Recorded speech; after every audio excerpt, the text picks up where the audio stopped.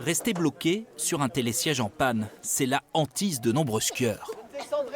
Pour cet exercice, une bonne partie des cobayes sont des salariés même de la station. C'est d'ailleurs le responsable de la neige de culture qui, le premier, retrouve la terre ferme. Moi, je suis le premier en bas, donc je suis sauvé. Après, on va voir les autres ce que ça donne. Mais ça devrait jouer. Parmi la quarantaine de personnes perchées à 15 mètres de hauteur, une dizaine de jeunes du collège voisin des Rousses.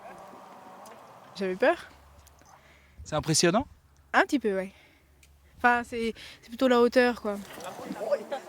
C'est trop bien, gros. Ah, je veux faire ça tous les jours. Bah, ça fait un petit peu peur quand même au début de se lancer, mais après ça va. Cet exercice annuel, imposé par la loi, se déroule sous l'étroite surveillance des services de l'État. Les plans d'évacuation, ils sont conçus avec un certain nombre d'équipes qui sont très bien structurées. Et on ne peut pas envisager de faire fonctionner un appareil si on n'a pas ce quota de personnes qui permettent de l'évacuer. Aux Rousses, 8 salariés de la station ont la formation de voltigeurs.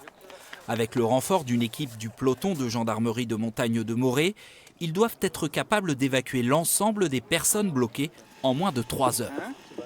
Il y a toujours un petit peu de stress, c'est pas routinier parce qu'on fait un exercice complet comme ça se fait qu'une seule fois dans l'année, donc effectivement on n'a pas le droit à l'erreur. Donc non, c'est de loin pas de la routine, mais on essaye de rendre ça mécanique en fait, et pour qu'il n'y ait pas de questions à se poser au moment où on en a vraiment besoin. Ces 15 dernières années, la station des Rousses a failli engager la procédure d'évacuation à 2 reprises. À chaque fois, la remontée mécanique en panne avait redémarré au dernier moment.